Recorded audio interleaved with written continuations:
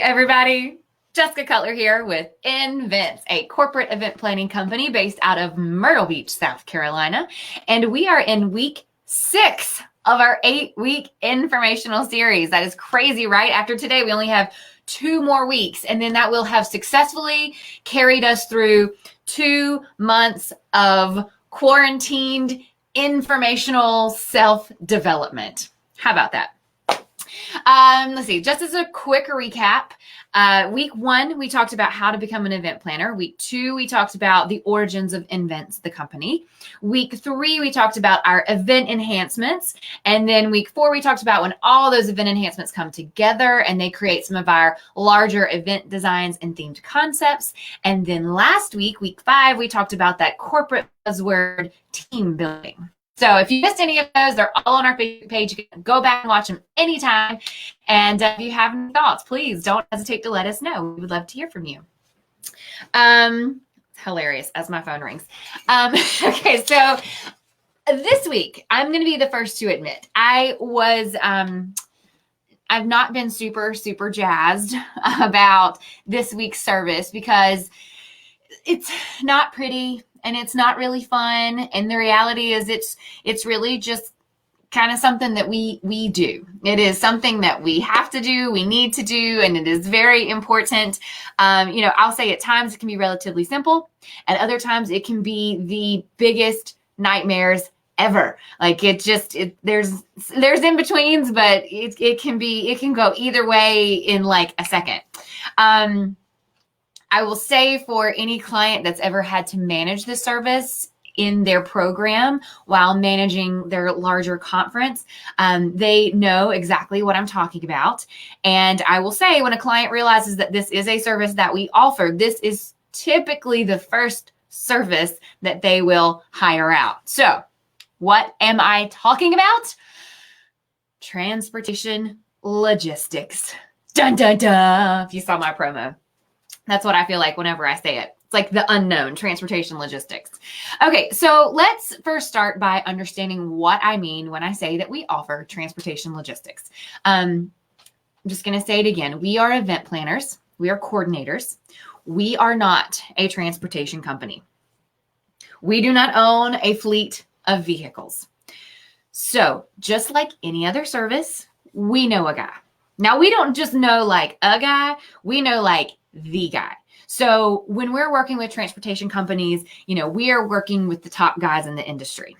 Obviously when you're in your hometown and you're doing a program there, it's really simple because you already know who your industry leaders are. So it's easy to know who you want to work with.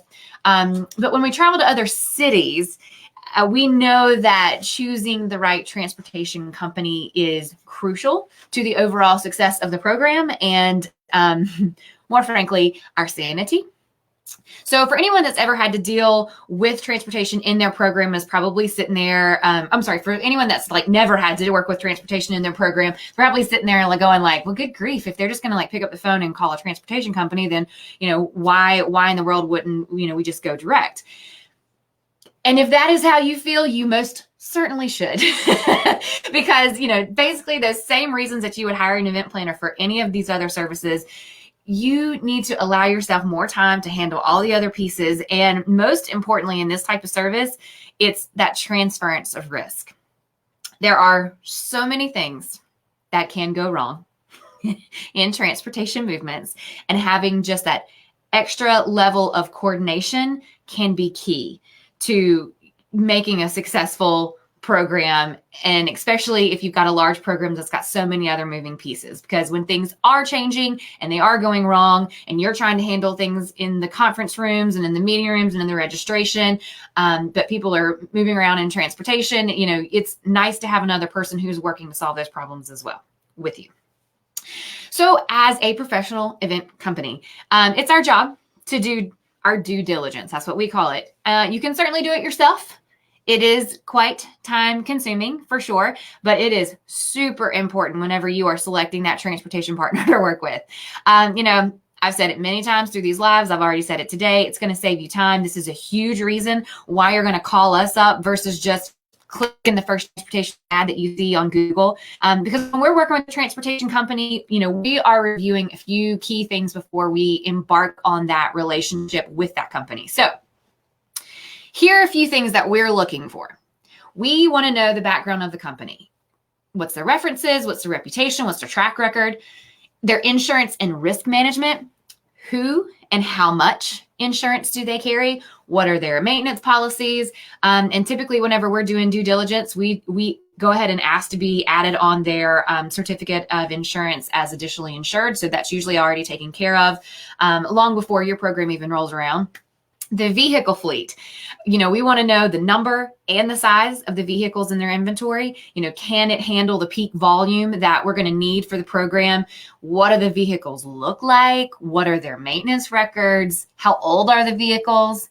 And the drivers, how are they chosen? How are they trained?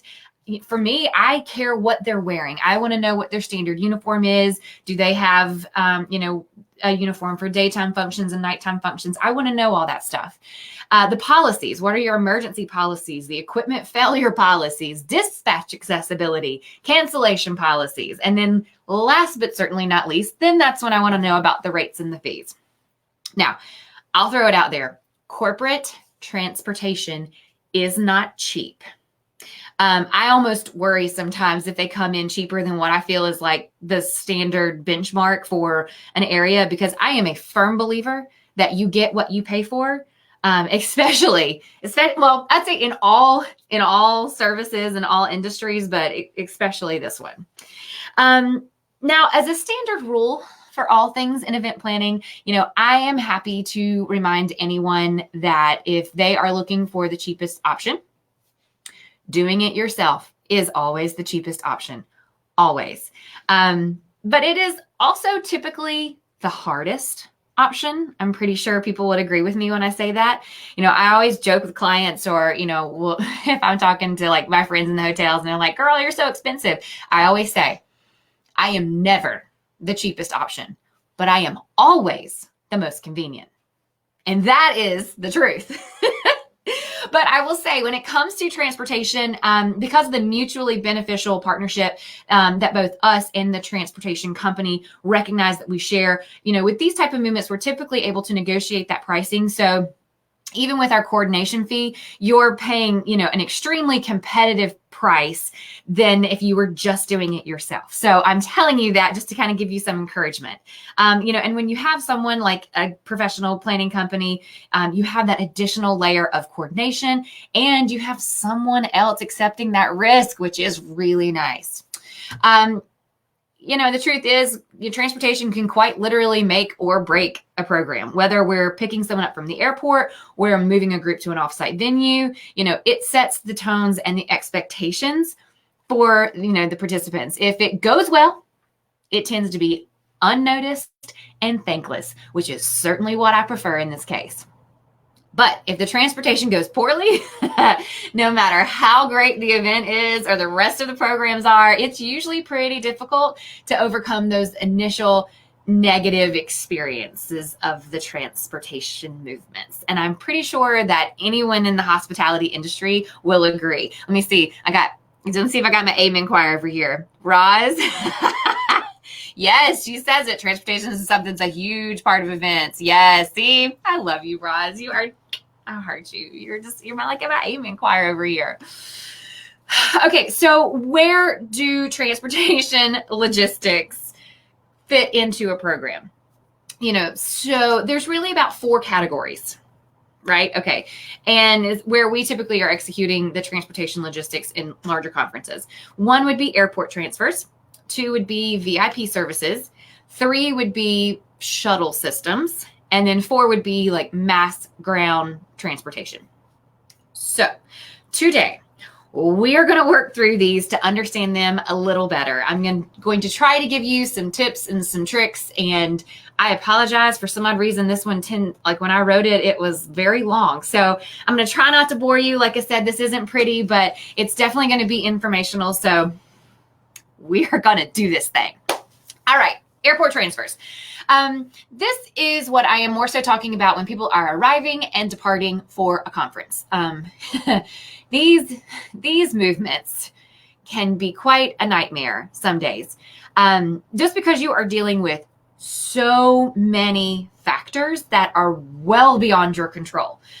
The amount of changes that can happen just leading up to that arrival, they literally, I don't know any better way to say this, and I joke on it all the time, but it will make you want to drink some hard liquor. Like, you may not drink it on a normal day, but in some of these movements with some of these things going on in airports, is going to make you drink some hard liquor. Wine will not cut it.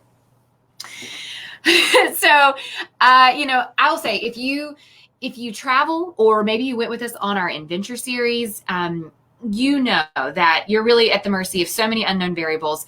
On our side, we want to make sure that the attendee gets to its first initial flight and it makes all of its connectors, right? Okay, so that's something I can't control sitting here in Myrtle Beach whenever someone is leaving to come here.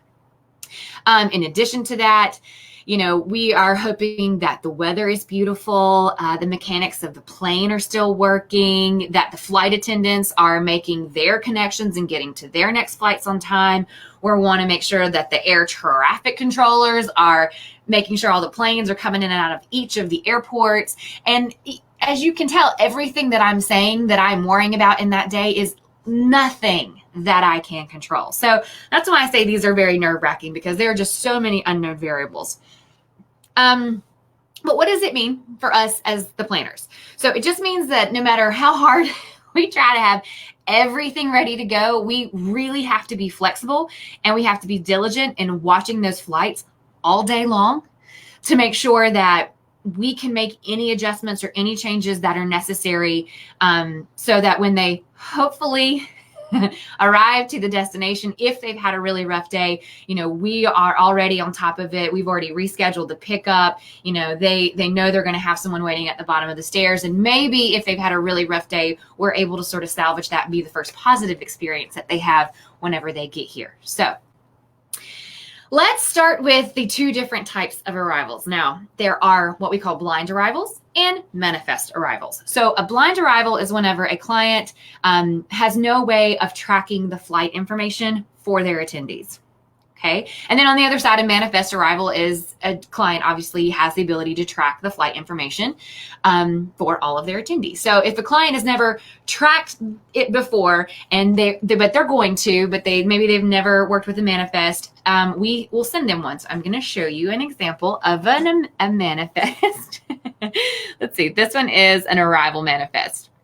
Okay. So you can see it's an Excel document where a client lists out all the information for the attendee that they're requesting the pickup for: the arrival date, the name, the contact number, airline name, the flight number. Please do not send me the flight number for the flight that is leaving 3 legs ago from wherever that original destination is. I care about that flight that's coming into Myrtle Beach, because that's what I'm watching. Let's see, the flight information. And then, their expected arrival time, and then the origin, like where the plane is landing. This is, more so important in locations where maybe a city has 2 larger airports, or if you have groups that are arriving and some are on commercial and some are on private, just knowing where they're going is really important. And then you can also see it. This is what we will also use to list out, what vehicle we're planning on using if we're going to group people together.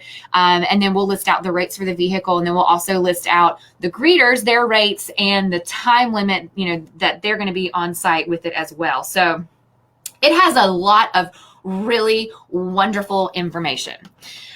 So what would be the differences, the pros and the cons between the two types of arrivals?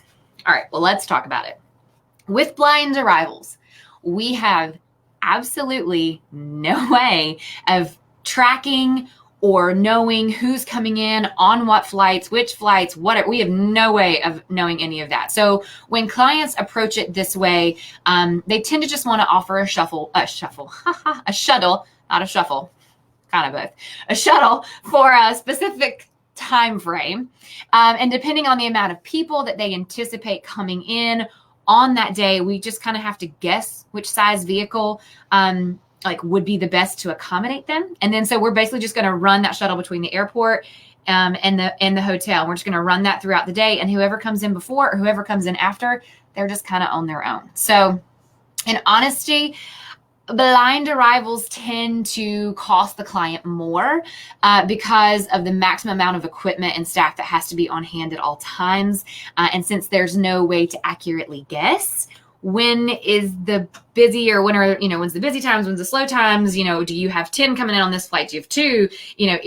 You're just kind of at the mercy of a really, really good guess. So that can be frustrating. I know for us and for the client and for the people. So I'll also say, I believe when I've done this in the past, and I've done it many times, I find that there's less usage, simply because if the vehicle is gone, whenever, another flight comes in, like Delta comes in and, they load up and we don't know if there's anyone else coming in on the next flight. Like we may try to wait for it, but if, it's too long, we're not going to do that. So if people come in on another flight and the vehicle's just left, I would say here in Myrtle Beach, your hotel's going to be 10 to 20 minutes one way, which means that it could be 20 to 40 to 50, depending on those unloading times, for it to get back to the airport. So what people do is they just kind of go, whatever, I'll just grab a cab. I'll grab an Uber, or they just don't feel like trying to even figure it out. And they just like get off and get on a cab and go. So I find that shuttling is a nice gesture, but it typically doesn't get the type of usage that they think it's going to get. So that's from somebody that has had many boots on the ground many times.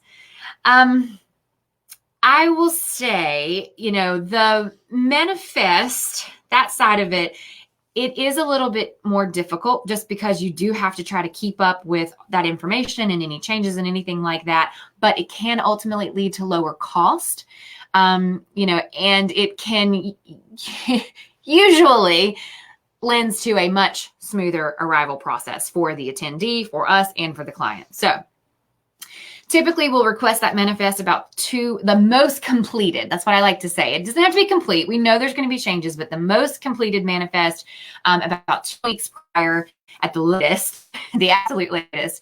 And that's just so we can kind of go ahead and start figuring out what vehicles we're going to need to put with each group of people, how many people are coming in, when we're going to need staff throughout the day, just kind of that coverage. So that sort of gives us that idea of what we're working with. And then, little changes here and there, not a big deal. We can always accommodate those as well. And I will say, sometimes we have clients that have been doing this forever and they track it all and they have all this information and they have this system where it can like migrate itself into an Excel document. And I'll be the first to say, if they have one of those and they have all the information, I will not make them, resort that into our specific Excel document. But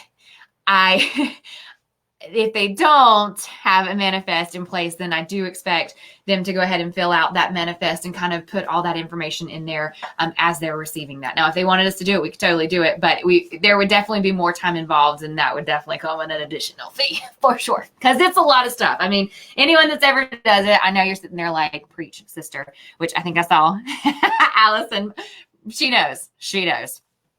Okay, so what I want to show just before I kind of move on here is this would be a manifest where it's not mine. Obviously, you just saw what we would send out, but this is theirs. And they cover all the same information. And then they even go into basically the guests that are coming in with the main flyer. So that's super handy. Sometimes if a wife is coming in with her husband, they won't list them out in 2 separate lines.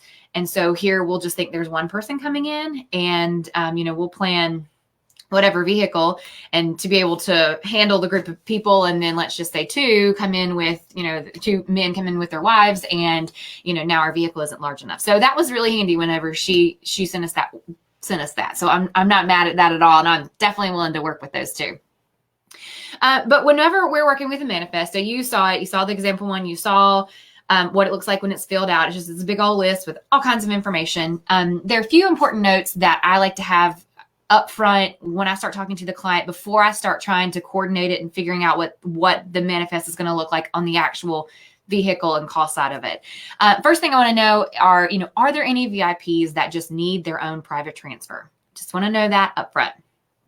When groups of people are coming in at the same time, but on different flights, do you want them grouped together? People don't think about that. But if you've got a Delta flight coming in at 1:10 and you have an American flight coming in at 1:15, that's in a perfect world. Do you want me to plan to have one vehicle to carry all of these people? Or do you feel safer to have a vehicle scheduled for this flight and a vehicle scheduled for this flight? For me, I know which way is the safest way to, for it to be a smooth process. Obviously, it would be separate vehicles. But I do always leave that up to the client, because whatever risk they're willing to take, I can obviously say this one ensures that we've got vehicles for everybody, and that this one's not having to wait an hour if this one's late, which we probably wouldn't wait an hour, probably reschedule the pickup, but they're not having to wait 30 minutes for this one that's, stuck on the air, what's it called? Tarmac. So it's stuck out there. So that's definitely up to the client. And I always have that conversation with them. Also, one must always consider luggage, right? So how long is the conference? That may affect what type of luggage they're going to be bringing. And if they have a lot more luggage, that may affect how much the car can hold. So if it's like a 1 or 2 day conference, you're going to assume they'll probably just have like a real small bag. But if it's like a 3 or 4 day conference and it's Myrtle Beach, so they're going to be coming in, they might be staying a few extra days. We could probably assume they're going to have some larger pieces of luggage. So it's an SUV, which may normally hold, we'll say for pickups, like 4 to 5. Now if it's going to be a 3-4 day conference and luggage, like we may only try to fit in like 2 to 3, max 4 people. And then the reality is social distancing right now. I actually saw something the other day where, SUVs may only hold 1 to 2 people. Like in a sedan may only hold 1 person now. And I know that seems crazy, but that is sort of the reality of where we are and how things are changing right now in the world.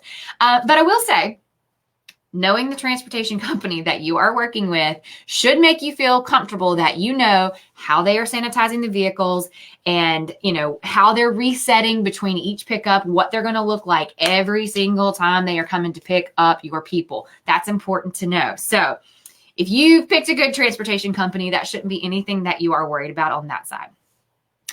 And I'll admit, one reason why the transportation companies love working with us is I try to keep all of our changes in a really nice, neat order. So if a client sends me 10 changes in a day, I typically wait to send everything over to the transportation company at one time. Clients tend to go ahead and once they have a change, they send it right over. Not a big deal. They have 1,000 things on their mind. They don't want to forget. So they send them to me. I write them down. I keep them rolling. But what I've learned is that there's typically less confusion if I can kind of keep that conversation with the transportation company down to a minimum. So you can imagine, it can get a little crazy if you are working direct with a transportation company and you're sending them 10,000 different things and they've got 10,000 different things coming from 50 different clients. It can get a little crazy. So I try to kind of keep my communication to a minimum. And, I try to know and care about what changes I know they're going to want to see immediately and which ones are going to be like, whatever. Send us that whenever. So an example would be if we've got a transfer currently scheduled and it was only going to have 2 people on it and the flight changed and now we're going to have 24 people coming in on it. That's a big change. That's going to change the vehicle that they're using, maybe even their driver. So, I'm going to let them know that immediately. But if I've got a change of a last name was spelled wrong. Oh, we got to fix this flight number. Oh, I want to add a cell phone number. All those little changes, I'll just take them. I'll make a big note. And then depending on how far we are working out from the program, I may send it to them at the end of the day, or I may wait and send all the changes at the end of the week. So just trying to keep it neat and tidy. And I usually color code them and I say, everything that's highlighted in blue, this change happened on this day. So try to kind of keep it super neat, organized. So that way when changes do come around, they're not messing up anything. And the biggest thing that I cannot stress enough is get every change in writing. especially if it's something that has an associated charge with it. Even if it's just a text, I know sometimes whenever we're on site and, things are happening and someone goes, oh my gosh, so-and-so, he was at the airport, but he didn't get on the plane and blah, blah, like things that we couldn't see, we're calling the client, we're trying to make changes accordingly. And then we make a change. For me, even if it's just following up in a text, or when I get the next break, I'll sit back down and I will, I'll send out an email just to make sure that it's like in writing. We talked about it. This is what we said. And it's also kind of a second check too. So that way the client, there's a little bubble.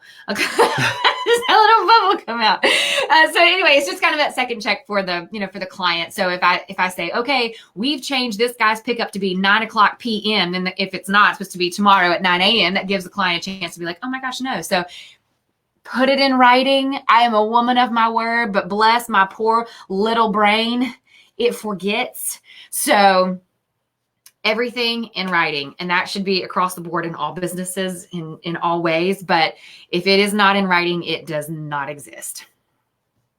All right. So when it comes to on-site, a few tips and tricks for success.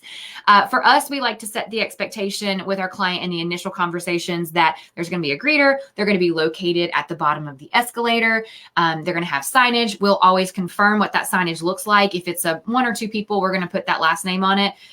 If it's a bunch of people coming in, we're just going to have like that company signage, but we want to make sure we have the right company signage. So that's important. We always confirm that. And then we also say, they will be at the bottom of the escalator with a black Invents polo on. Or if they're like, no, we don't want it to say Invents, we've got the non-branded fronts with the Invents on the side, or maybe they want us in a staff shirt, whatever it may be. We confirm all of that stuff up front so that they can communicate that effectively to their people. Once we have that completed manifest, we'll send them the event manager's information. The event manager may or may not be on site. They're in charge of kind of watching those flights all day. But then the greeter, we always send over the greeter's information as well, and they will definitely be on site for the times that we have them listed for. So we send over that information too. If there are large groups arriving at one time, typically the manager and the greeter are going to be standing there on site. And one thing that we have found is really handy and helpful is we've created just like large signage boards that'll kind of have that company signage way up high. And then it'll say, please check in with the greeter. So that way they come to us. We make sure we have everyone off the manifest. We're not missing anybody. Really that's important, because if we were just to take it, everybody's here, let's go, let's send them. And then the next person walks down, then we've missed them. And now we've got to figure out how to get them there. And that's a mistake on our part. So it's really important that we have them come and check in and rock and roll from there. So, I will say when it comes to communication with the client, we typically will only bother the client if there is a change that we cannot solve, or that there's a pickup that needs to be rescheduled due to, flight changes or whatever. But if you saw it on the manifest, we always have a place to put the cell number for the person coming in. And that is just super handy, simply because I once had a flight where 10 people were coming in. They all knew each other. I don't know that they had each other's cell phone numbers, but they all knew each other. And so, we had 9 of them. They were sitting there waiting. They wanted to wait because they knew the guy was there. They saw him on the flight. We waited for 10 minutes. And then, we called on the cell phone, and he was like, oh, I didn't realize you were waiting on me. I am sitting in the bar having a drink. So sometimes it just helps to be able to connect to make sure that everybody's kind of finding us and getting to the right spot. So as far as the communication with the attendees, I do typically leave that up to the client. I would say most of the time, the client prefers to be that buffer between them and us, simply because if they're making changes or whatever, and especially if the client's footing that bill, then they're going to want to know what those changes are and what requests they're making. But if a client did want to pass out our number to their 500 attendees, they could certainly do that. But I know on our side, we do charge an extra fee for that, because that does go from working with one client to working with hundreds of clients. So fun fact there. And I will say, let's see. when it comes to, I'll talk about this because we're talking about costs right now. I've had groups that have wanted to cut down on their cost and they request not to have a greeter. I have only ever had to learn that the hard way once when I very first got started. I've just learned that if keeping the cost down is a concern, then they just need to handle that themselves direct. Because for me, this is not a service that we are making bank on. We are not trying to get rich on transportation movements. That is not what we are there for. So having a greeter on site for me is really the only way that I can ensure that the driver's there. He's on time. He looks great. He is not drunk. The vehicle, the greeter is my eyes on site, and they're really the only way that I can ensure that this is going to be a successful movement. So typically whenever I explain that to clients, they're very understanding and they realize the reason for the fee and the peace of mind that it buys them. So, okay, that's arrivals. I feel like that was a lot. But now on to departures. I swear it's not as complicated. When it comes to departures, the reality is most people are leaving from one or two hotels. Maybe in a larger conference, they're leaving from multiple ones, which might get it a little more complicated, but whatever, we're talking about the ones that are leaving from one or two places. And in our case in Myrtle Beach, it doesn't really matter the airline because we're all going to the same terminals. It does matter in some cities, and we take that into consideration when we do travel. But for us here in Myrtle Beach, all I'm really worried about is that I get them there on time to get checked in through security and to their gate, that they feel comfortable when they get there and they haven't had to rush. That's all I'm really worried about when it comes to departures. So depending on how the client wants to handle it, we can offer a mass departure, which I've done this. And basically it means everyone gets done at the same time. They get their luggage, they get in the motor coaches, and they leave. And it does not matter when their flight time is. Everyone goes to the airport at the exact same time. That's what a mass departure is. Ta-da! I find that when this is the case, the client tends to spend more money because obviously we have to plan and assume that if they have 250 people, all 250 people are just going to walk right out and get on the bus. But the reality is that if it's, if we're doing this departure at 11 a.m. and someone's not leaving until 6 or 7 at night, then they're probably not going to worry about that transfer. But you would do this if it was, we'll say, a blind departure. We wouldn't know their information, so we wouldn't be able to guess. But 250 people, 5 motor coaches, let's say only 100 or 150 people actually come and do this movement. It could be very costly, like into the thousands for those extra vehicles that you're not using because people aren't using it because you don't have their information. So the other option when we don't have the flight information would be to do that shuttles again. So we're doing, a specific time frame. But again, it can be costly because at that point we have to have staff and we have to have vehicle that we think will accommodate the largest group that's going to be leaving for the day. So that's also an option. And then, of course, the last most efficient way to do departures with the manifest, it looks the exact same with the exception of on this one, we add a little line for our hotel departure time. So everything else is the same. But as a general rule of thumb for me, I typically say, 2 hours from their departure time here in Myrtle Beach, South Carolina. And when I say that, I'm just going to let you in on a little secret here. Our airport is awesome. It is the cutest, coolest airport I've ever been in, and I love it. I will say, Will and I think we're professional travelers. So we're like TSA pre-checked. Like we know what's coming on and staying off and whatever. Like we know all those things. So, we can get pretty much in through it all in like 20 minutes. If we go in the morning and we're on like a 5 a.m. flight, I think we timed it once. We actually got through it. We got checked in through security into our gate in 7 minutes. So when I say 2 hours is enough time, it really is in Myrtle Beach. But if a client says, no, they want 3 hours, no, they want less time, whatever, we can always kind of work with those too. So whenever we send that manifest back to the client and it has those listed times that we suggest, they have the ability to adjust that too if they want it. I will say, I'm talking about Myrtle Beach in general, but if we are talking about a different city, travel time to the airport, what time is that travel, size of the airport, major airports, international travel. There are a lot of other things that can affect that time to get to the airport, but we just kind of take those on a case-by-case basis and kind of work within that program wherever, whichever city that we are in. So the very last piece that I kind of want to highlight whenever we're talking about departures are that we offer departure notices. And I'm going to show you what an example of that is. Dun, da, da. This is one that we created for a group a couple years ago. And, basically, it's going to just highlight, here's your flight information. This is where and what time we are going to be there to pick you up. If you have any changes to this, please let this person know by this time so that we can make that happen for you. So it's just really that way to kind of communicate and make sure that the departure stuff is good to go. I will say when it comes to delivering departure notices, these could be emailed. They could be room dropped at a hotel. Hotels do usually charge a small fee, though, for room drops, or it could be something that's administered at registration. Whenever a person is checking in, you can give them their departure notice, so that way they have it the day that they come in. They have a chance to change it if they need to, but they have it.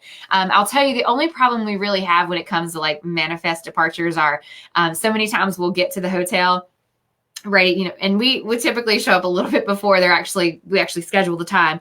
We'll get there, and then the hotel will be like, oh, they checked out, called a cab 10 minutes ago. Or, they'll be like, I don't know, we haven't seen them, they haven't checked out. And then we'll call the person, and they're like, oh, we didn't know, we just took a cab 15 minutes ago. So we do run into that when it comes to departure notices, or not notices, but departures on a manifest. But notices are really handy because they can definitely help with that communication. So that way people know that they have a complimentary transfer and it's taken care of. Ta-da. Whew. That was the first thing of transportation. Oh, like I said, it's not pretty, it's not creative, it's not fun. It's just, it is what it is, and it has so many pieces. But we've got 3 other ones. I swear to you, they're not as long. What I'm going to talk about, they're not as complicated. So we're just going to breeze through these next types. We're going to highlight some tips and tricks and tools for success, and we're going to rock this out. Okay, so VIP services. I know I mentioned that earlier. And in essence, these are just the transfers that we're doing for the company's very important people. I mentioned it earlier, but even on a standard manifest, I always ask if there is any individual that needs to have their own special car, just in case that's something maybe they haven't thought about. Because on a standard manifest, if you have a group of 5 people coming together, then I'm going to naturally group those 5 together. So unless you say, ooh, no, this is our CEO, he needs to have his own car, then I will not know. So yes, so even in the standard manifest, I always ask that question. But with VIP guests, I always like to ask, is there anything special that we, can do for them? A Dasani bottled water or Coke or red carpet or whatever. Is there something that we do that makes, just gives them that little extra touch, that extra level of care? Sometimes with VIP guests, they are not coming in on commercial flights. They're coming in on private flights. So the information that we need for that is the tail number. There's a little bit more flexibility in those flights. So really watching those tail numbers are they're like really important to make sure that we're there on time. We get there early, just so that we know that we're there and we've got the information that we need on those flights. But beyond that, when it comes to private transfers, it's really just kind of understanding expectations. Is there any special signage request, special amenities? If it's one person, do they want a sedan? Would they prefer an SUV? Do they want a limo? Do they want a stretch limo? Do they want a stretch SUV? What do they expect when they step off that plane?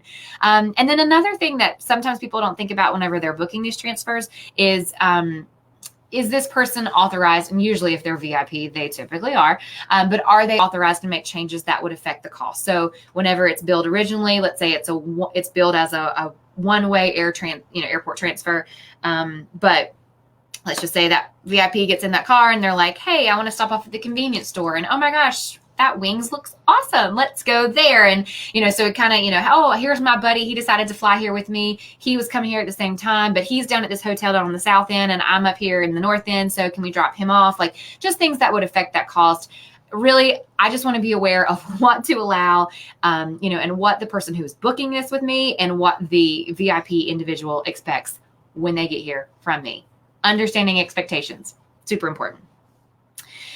Third type of transportation. See, 2, that didn't take too long. Third type of transportation are those shuttle systems. Okay. This is usually like a coach or a van that is provided on a continuous basis for a certain period of time. That is a shuttle. I'm sure y'all have all been on one at some point in time in your life. But I know I mentioned it as an option for arrivals and departures. But shuttles can also be implemented for large conferences where attendees have to stay in multiple hotels and then they have to be transported to the host hotel or to the convention center. Or if there's like an offsite activity or a dinner function that allows for a flexible arrival time or departure time, shuttles can be implemented to facilitate those transfers as well. So it can kind of be in lots of different places. I'm not going to lie. If you're doing a citywide shuttle with multiple routes, there is this crazy equation to figure out how many shuttles that you need by understanding like the hotel room block, peak nights at each location times the load factor, which is like the estimation of how many people are at that hotel based on the peak nights, times the percentage of ridership, which is like, is everyone going to ride? Is only half of them going to ride? Like, there's a huge equation. For today, we are not going to worry about that equation. We are simply going to go through the basics that help kind of guide some of my conversations to create the most effective shuttles. The very first one is we just need to know how many people we are moving and how much time we need or how much time we have to get them there. Okay. Also, it's important to understand the route because for that, we need to accurately estimate the time. We need to know how long it's going to take to complete the route and ultimately design the best route. So, in Myrtle Beach, a route time is going to take less time in our softer seasons. Whenever you're here in the peak of the summer, hey, you know what? It might be on a map quicker to drive down Business 17 or the Boulevard, but I can assure you in the summertime, that is not the best route to take. It will probably take you 30 minutes longer than it would if you took one of our other streets. So understanding those peak traffic congestion times and any construction needs. I know in Myrtle Beach, we've always got construction going on. So understanding where those are and how we can avoid them to make that route just as smooth as possible. I will say I find sometimes people get so wrapped up in the cost that they forget the most important factors.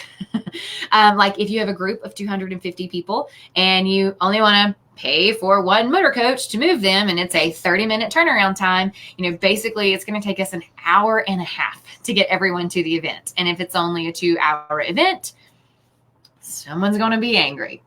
So, if it's a citywide function, if you're only using one vehicle, you run the risk of filling up at the first stop and then not being able to catch anybody else on the route because you have no more seats. So if shuttling is the preferred method of transportation, it may make sense to offer multiple vehicles because that would increase the frequency and it would get more people there in less time. And even though it's going to be more expensive than just using the one vehicle, it's definitely going to be cheaper and more flexible than I would say like a mass ground transfer if you're trying to move everybody at one time, which we'll talk about that in just a minute. But truly, it just depends on what you're trying to offer your attendees for the function. So another important factor that we consider in the service that we offer is, in the logistics are those greeters. And I'll say when I am training, when I am teaching them the best way to work with a shuttle, the first thing that I kind of talk to them about is managing the rider's expectations. So the very first thing, whenever they take that first route, is timing exactly how long it's going to take for that route to happen. And then really, knowing when it last left and then not being afraid or being able to effectively communicate it to the people that are standing there waiting. because that will definitely help negate a lot of frustrated and opinionated people. While shuttles sometimes are not necessarily like hard, I mean, you're just standing there and here's the bus going around and around. It is amazing to me the amount of people that have so many opinions on how it should be run better. So, you know, you really have to have the right greeter with the right heart in place to kind of manage those expectations and those frustrations and those opinions. So, if it's a citywide shuttle and oh no, I'm sorry. Let me rewind. Okay. Okay. I always like to have a person staffed at the pickup location. And depending on when the shuttle starts to come back, it may make sense to have a different person there at the drop-off location. Or if it's one of those things where, you know, we're going to start the shuttle at 6 and then the reality is people really probably won't start heading back until like 8 o'clock that night. Then I may just have the greeter start in one place and then migrate to the location a little bit later so they can facilitate those transfers back. If it's a citywide shuttle, it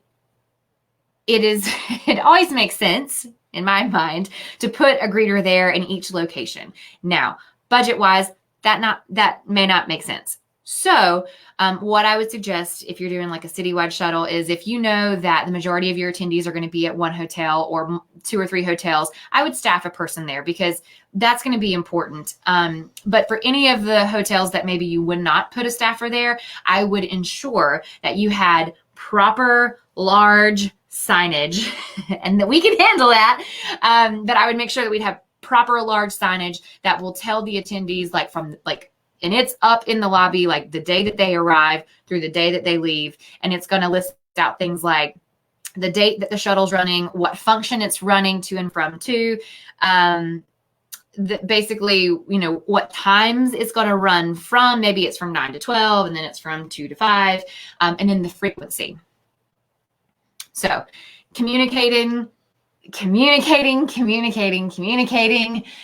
is really the only way to ensure that it's not a frustrating process with this shuttling, because when you walk out there and you expect a shuttle and nothing's there, then what do you do? I will say, you know, for like our greeters, when they get on site, if it's a citywide, I like for them to go to the hotel, go straight to the front desk, talk to the front desk, say, hey, I'm here, I'm managing the shuttle. So that way, if they get any questions up at the front desk, then they can always send them to me, or they're like, oh, we look like this seamless team, because they're like, oh yeah, there's Jessica. She's the one that's managing that. Just go speak with her. So I always like to have that initial conversation. And, you know, it's always the responsibility of the greeter to ensure the driver arrives on time. You know, the equipment, the driver looks nice. The driver's aware of the timing and the route, has the contact's information. And it's super important for the person who is managing the people's expectations to have a direct line to the person who are moving the people, just in case anything happens. I'm not going to lie. Oh man, I had motor coaches break down in the middle of routes. I've had them break down on the way to the route. I've had motor coaches sideswipe another vehicle. This one was my favorite. I actually had a motor coach that was sitting and a person got very angry because apparently they were blocking the way. So the person got out of their car, like picked up a brick or a really large rock that was apparently sitting on the ground somewhere, and they chunked it at the motor coach and broke the window. Didn't like shatter, like luckily nobody was in there, but like, what? I don't know. I mean, it's just, there's just so many things that can happen. You don't know. Like I said, when it comes to those greeters for me, like they are invaluable and they are the most important part to me to be on site, making sure everything's going smooth. So last, but certainly not least, is the mass ground transportation. All right. So this is used whenever you need the entire group to get from point A to point B at the same time. Shuttle systems are great when you know people are going to be coming and going to an event or a function at their leisure. But this type of transportation is critical whenever you have a dinner reservation or a tea time or just something that they have to be there at a specific time. And once the event is over, everyone has to leave at the same time too. Sometimes people, it always makes me laugh. Sometimes people, they want to offer a shuttle because they're like, oh, this is going to be cheaper. We'll just run one vehicle. That's a third of our group. We'll just run one vehicle to get everybody there. But the reality is that the function ends at a specific time. And if the majority of the group is still there and that venue's like, bye, don't have to go home, but can't stay here, and you're running the shuttle, then people may be standing outside for an hour after the function gets done. So, you really have to understand, like, what is the goal and the objective for transportation, because that's just super important for me to be able to know that I'm providing what is needed and that I'm accomplishing the right goal. And, it's my job to think through things that maybe they haven't thought about.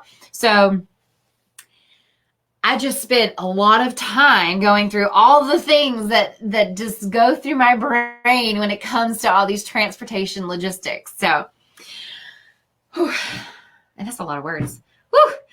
Okay. I know I keep harping about like the goal and the objective of the function. I'll just kind of leave this as sort of my last thought when it comes to transportation logistics, and really just like in any way, shape, or form. I've tried to kind of leave you with like one of my really good tips and tools. Did I say that right? Tips and tools. Huh, yeah. Okay. And Roz called me out on it. This is how I check and see if people are watching to the end. Because if you weren't watching last week, I was talking about my fake hair. That's like my key. I always look like a rock star, but it's because I literally will, like, on windy and rainy and awful days, I'll just wear fake hair all day. All right. Well, so today, here's my thoughts on this. When I have trained people, what I have found is that I can, teach them all of these amazing things to think about and to ask clients. And so, we'll get through the training and I'll say, okay, here's your first one. And they get on the phone with the client and they, they ask them these questions. They're getting through everything. And then, they get to the end of it and they're like, okay, thanks so much. I think I got everything I need. And then they come and they sit down in my office and they're like, okay, Jessica, well, what about this? What about this? What about this? What about this? And my answer is always, well, I don't know the answer to that question. Why wouldn't you ask the client? And I feel like so many people who start out in this industry are, they feel like they should know, like they're afraid to ask those questions because they feel like as the professional, they should already know the answers to that question. But what I have learned after 15 years of planning events is that you don't know the answers to the questions if you don't ask them. So the more questions you ask, the more knowledgeable you'll be, and the more faith the clients will have in you that you know what you're doing and they feel like you understand what they want.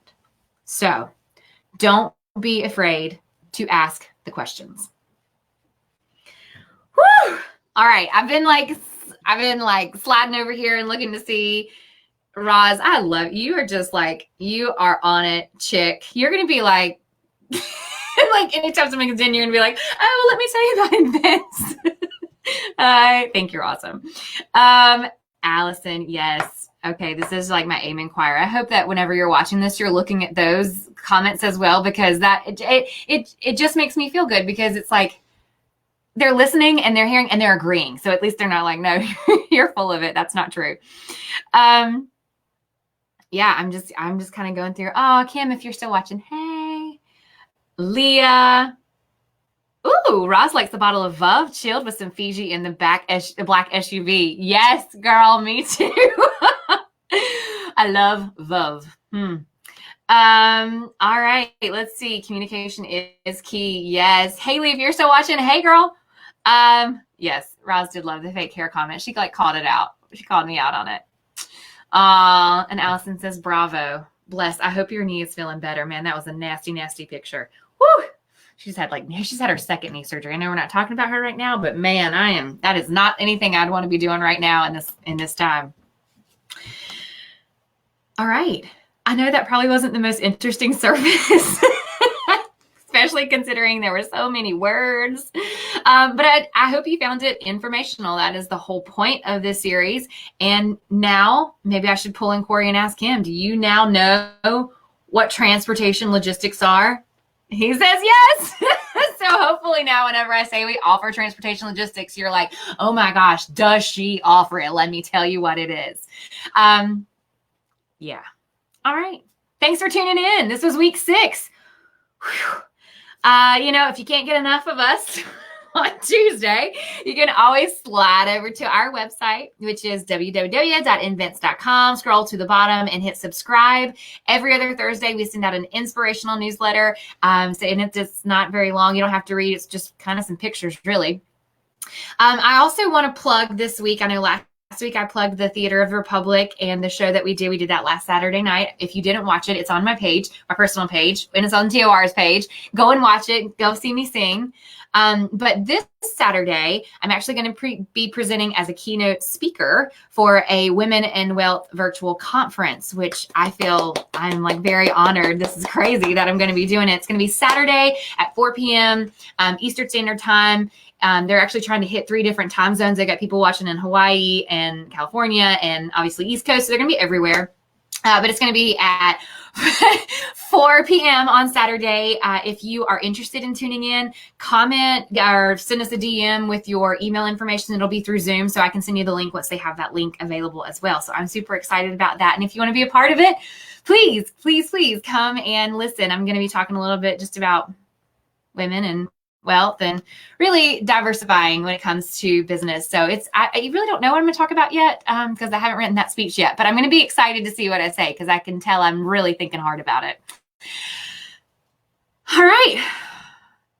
Yes, Roz, 100%. I will send you the link. Will you text me or DM me your email and I will send you that link and maybe I can even share it on Invent's page. So either way, I will try to get the link out, but if you really want to watch it, please just make sure that you send me the information. I'll ensure that you get it. Otherwise, we'll be back here next Tuesday, 1 p.m. We are going to explore a little more about what it means to be a certified destination management company and how we can help facilitate tours and activities and offsite functions and dine around so your attendees can enjoy this beautiful city and everything that it has to offer. So we'll see you there.